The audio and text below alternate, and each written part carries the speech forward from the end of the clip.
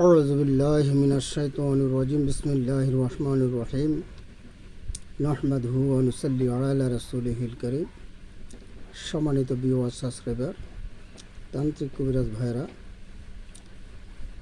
এবং দেশ এবং দেশের বাইরের সকল ভাই বন্ধুগণ মা বোনেরা যে যেখান থেকে আমার ভিডিওটা দেখতেছেন সবাইকে আমার উস্তাদ গুরু চ্যানেল থেকে আন্তরিক শুভেচ্ছা অভিনন্দন জানিয়ে প্রতিদিনের মতো আজকেও আপনাদের জন্য একটি নতুন টপিকস নিয়ে এসেছি। আশা করি প্রথম থেকে শেষ পর্যন্ত দেখবেন, টেনে টেনে কেউ দেখবেন না। সম্মানিত ভিউয়ার্স, আজকে আপনাদের জন্য যে টপিকসটা আমি নিয়ে এসেছি সেটা হলো শত্রুকে পেটের ব্যথা চালান করার জন্য একটি কবচ। এটা খুব শক্তিশালী এবং খুব পাওয়ারফুল। তো এগুলো দিয়ে আমরা কাজ করেছি, তো একটা দুটা না, অনেক কাজে করেছি আমরা।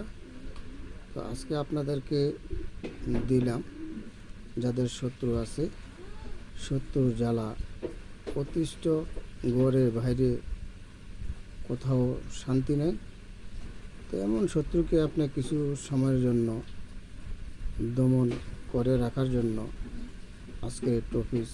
কারণ শত্রু যদি রোগাক্রান্ত হয়, রোগাক্রান্ত কষ্ট ভোগ করে, তাহলে ওই রোগাক্রান্ত অবস্থায় তিনি চিন্তা করেন যে আমি কারো মনে কষ্ট দেব না, কারো হক খাবো না, কারো টাকা পয়সা মারব না, এই ধরনের বিভিন্ন ধরনের নানা ধরনের চিন্তা ভাবনা করে।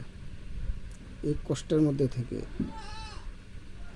যখন সে সুস্থ হয় তখন সে চিন্তা করে যে তো ঠিকই আমি যা কিছু করতেছি এটা অহেতুক অন্যায় কাজ এবং খারাপ কাজ, জুলুম, এটা করা ঠিক না।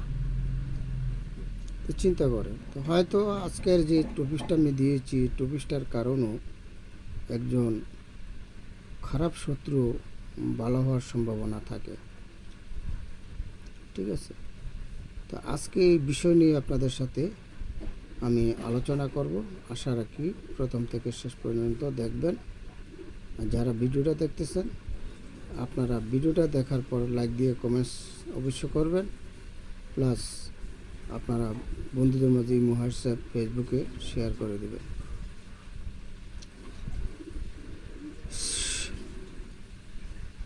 এছাড়া বশীকরণ, মহাবশীকরণ, উচ্চাটন, সম্মোহন, শত্রু দমন সহ সব ধরনের কাজ করে থাকি। ইনশাল্লাহ যোগাযোগ করবেন। দেশ এবং দেশের বাইরে যে কোনো দেশে হোক না কেন ইনশাল্লাহ কাজ করে থাকি, যোগাযোগ করবেন। আর যারা খুব তান্ত্রিক কবিরাজ ভাইদের জন্য ভালো ভালো বই ব্যবস্থা আছে, যদি ভালো বই ক্রয় করতে চান তাহলে ইনশাল্লাহ যোগাযোগ করবেন। ঠিক আছে, তো সম্মানিত ভাইরা, কি বলবো, বলার কিছু নাই। এখানে একটা মন্ত্র আছে, যেটা একটা নকশাটার সাথে মন্ত্রটা আছে। এই মন্ত্রটা আপনারা 501 বার পাঠ করতে হবে। আগে নকশাটা অঙ্কন করার আগে আপনারা এই মন্ত্রটা 501 বার পাঠ করে আপনারা লিখতে হবে।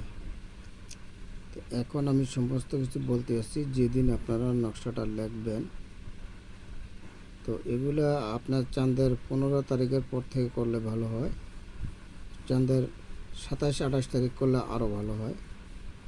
তো প্রথম 10 দিন মানে তৃতীয় 10 দিন, অর্থাৎ 21 তারিখ থেকে আপনি চাঁদের 27-28 তারিখ পর্যন্ত এই ধরনের কাজগুলি করবেন। আর এই ধরনের কাজগুলি যেদিন যখন করবেন আপনি, তখন আপনি নিরামিষ,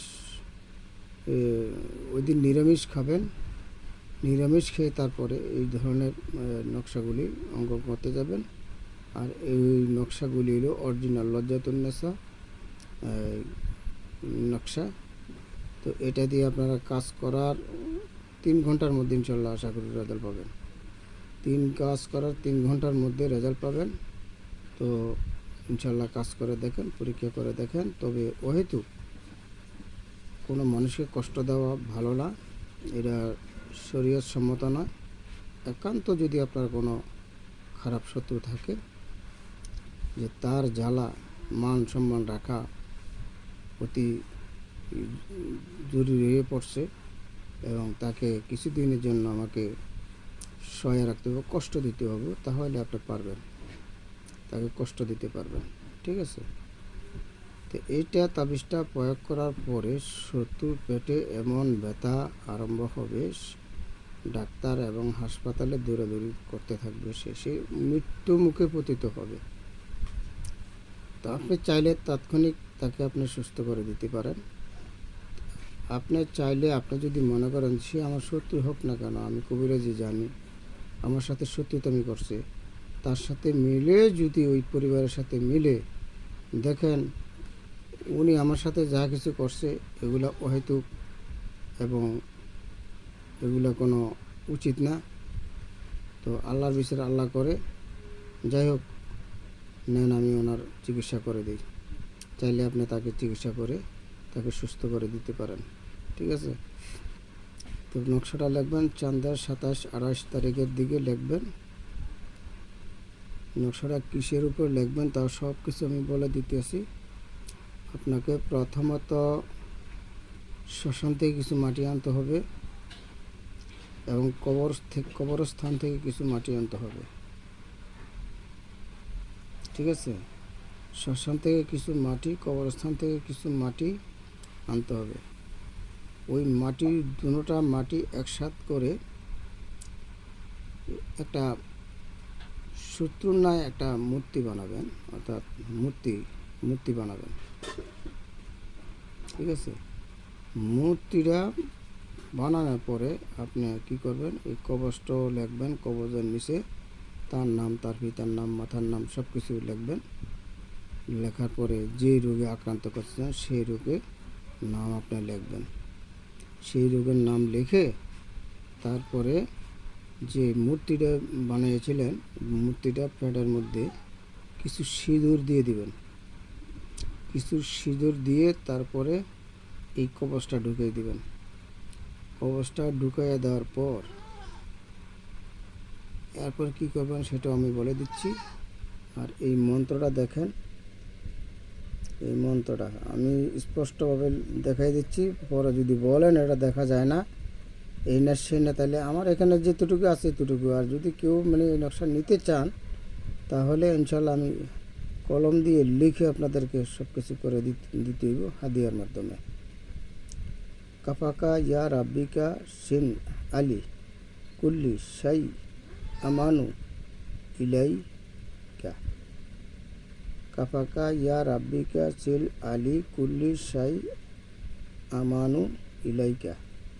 এই ছিল মন্ত্রটা। এই মন্ত্রটা আপনারা যেদিন কাজটা করবেন সেদিন 501 বার পাঠ করে তারপরে আপনারা কি করবেন, তাবিজটা লিখবেন। তার আগে দিয়ে আপনি কি করবেন, আপনার শোল বন্ধ করে নেবেন, নিরালা নিস্তব্ধ জায়গার মধ্যে বসে রাত 12টার পর, 27, 28, 29 দিনে লেখেন, রাত 12টার পর অথবা দিনের 12টার পর যে কোনো সময় আপনি নিরালা জায়গার মধ্যে এই নকশাটা আপনার অঙ্কন করবেন। নকশাটা অঙ্কন কিসের উপর করবেন তাও বলে দিচ্ছি। নকশাটা লিখতে হবে আপনার ভোজপত্রের উপর লিখতে হবে। নকশাটা লিখতে হবে আপনার ভোজপত্রের উপরে। নকশাটা ভোজপত্রের উপর লিখে নকশাটাকে জীবিত করে, যার কাছে যে জিনিস দিয়ে আপনারা তাবিজ জীবিত করেন ওই জিনিস দিয়ে জীবিত করবেন এবং নকশা ঠিক আছে কি না সেটা আপনারা টেস্ট করে নেবেন। যদি এমন কোনো কিছু পরীক্ষা নিরীক্ষা থাকে তাহলে এটাকে টেস্ট করে নেবেন। যদি আপনার এই নকশাটা ঠিক থাকে, লেখা ঠিক হয়, তাহলে এই নকশাটা লড়বে। ঠিক আছে? লড়বে মানে এক জায়গা থেকে আরেক জায়গায় এটা লড়তে লড়তে ঘুরিতে চলে যাবে।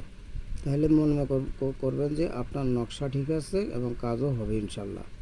তো এইভাবে পরীক্ষা নিরীক্ষা করে যদি আপনি নকশার কাজ করতে পারেন তাহলে ভালো হবে। ঠিক আছে? তো এখন আপনাদেরকে আমি নকশাটা পুরোটা দেখাই দিচ্ছি। এই এলো নকশাটা, দেখেন এই এলো পুরো নকশাটা। আর এই এলো মন্ত্রটা। আর এখানে কিছু নিয়মবিধি আছে। এই নিয়মবিধি না আমি যেভাবে বলেছি সেভাবে আপনার সেই নিয়মবিধি পালন করতে হবে আমি যেভাবে বলেছি। ঠিক আছে? আর এই নকশাটা যদি আপনারা মেশকন জাকন না অষ্টরীতা 20 কালি দিয়ে লেখেন আর সবচেয়ে ভালো।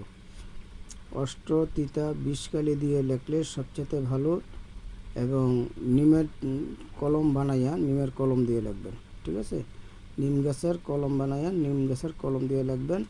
আর লেখার সময় তিতা জিনিস মুখে রাখবেন। লেখে সম্পূর্ণ কাজ শেষ হয়ে গেলে তারপরে আপনি কি করবেন, এই নকশাটা আপনি যে কোনো একটা পুরাতন কবরে গেড়ে দিয়ে আসবেন।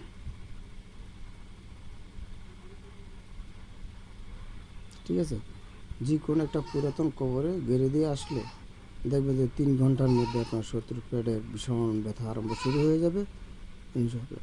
দেখবেন যে ডাক্তার কবিরাজ খুব থুয়ে যাবে ইনশাল্লাহ। ঠিক আছে, তো আজকে ছিল এই ধরনের ভিডিও। আজকের ভিডিওটা যাই হোক একরকমই দিছি এরই আমি। তো যদি স্ক্রিন ভিডিও দিছি, এখনটা একটা সরাসরি একটা ভিডিও দিলাম। ইনশাল্লাহ সবাই ভালো থাকবেন, সুস্থ থাকবেন। আবারও দেখা হবে আগামী ভিডিওতে। আসসালামু আলাইকুম ওয়া রাহমাতুল্লাহি ওয়া বারাকাতুহু।